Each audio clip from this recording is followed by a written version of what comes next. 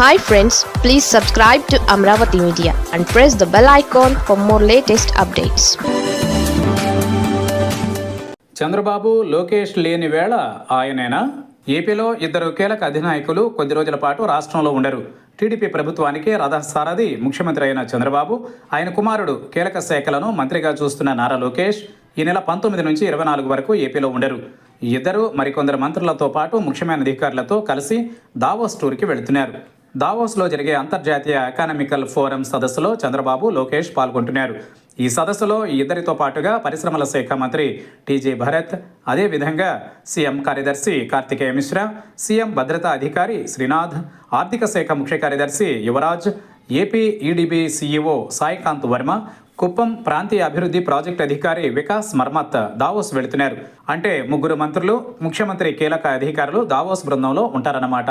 మరి చంద్రబాబు, లోకేష్ ఇద్దరు ఒకేసారి ఏపీ నుంచి దూరంగా దావోస్ టూర్కి వెళుతున్న వేళ 4-5 రోజుల పాటు ఏపీలో పాలనా వ్యవహారాలు ఎవరు చూసుకుంటారన్న చర్చ సాగుతోంది. ఏపీలోని కూటమి ప్రభుత్వంలో నంబర్ 2 అన్నది అయితే స్పెసిఫిక్గా ఎవరూ లేరు. అయితే సీనియర్ మంత్రులు ఉన్నారు, అలాగే కీలక శాఖలను చూసే మంత్రులు ఉన్నారు. వారితో పాటుగా సీఎం తరువాత వెంటనే వినిపించే పేరుగా ఉప ముఖ్యమంత్రి పవన్ కళ్యాణ్ ఉన్నారు. మరి వీరిలో ఎవరు పాలనా పరంగా వ్యవహారాలు చూస్తారు అన్న చర్చ సాగుతోంది. అయితే గతంలో, అంటే దశాబ్ద కాలం క్రితం అయితే సీఎం అవుట్ ఆఫ్ స్టేషన్ వెళితే చూసుకునేందుకు ఎవరో ఒకరికి బాధ్యతలు అప్పగించేవారు. ఇప్పుడంతా డిజిటల్ యుగం సాగుతోంది. దాంతో ఎవరు ఎక్కడికి వెళ్ళినా అక్కడ నుంచే ఆపరేట్ చేసే సదుపాయం ఉంది. జగన్ కూడా సీఎంగా ఉంటూ 2 సార్లు విదేశీ పర్యటనలు చేశారు. ఆయన ఎక్కువ రోజులు అప్పట్లో విదేశాలలో ఉన్నారు. అయినా పాలన సాఫీగానే సాగిపోయింది. అంతేకాదు, ఎవరిని జగన్ పాలనా వ్యవహారాలు చూసుకోమని అప్పగించింది కూడా లేదని అంటున్నారు.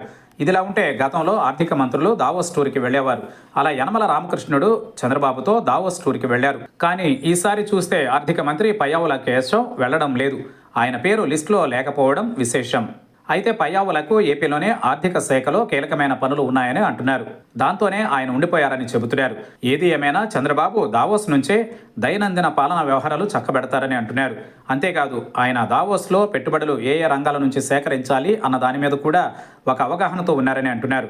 ఏపీలో ఏ రంగాలలో పెట్టుబడులు పెడితే వారికి ఏ రకమైన ప్రోత్సాహం అందిస్తుంది అన్నది కూడా చంద్రబాబు ఒక స్పష్టమైన అజెండాను సిద్ధం చేసుకునే దావోస్ ఫ్లైట్ ఎక్కబోతున్నారు. మొత్తానికి చంద్రబాబు లేని రోజులలో ఏపీని ఆయనే రిమోట్తో నడిపిస్తారన్నది తెలుస్తున్న విషయంగా ఉంది.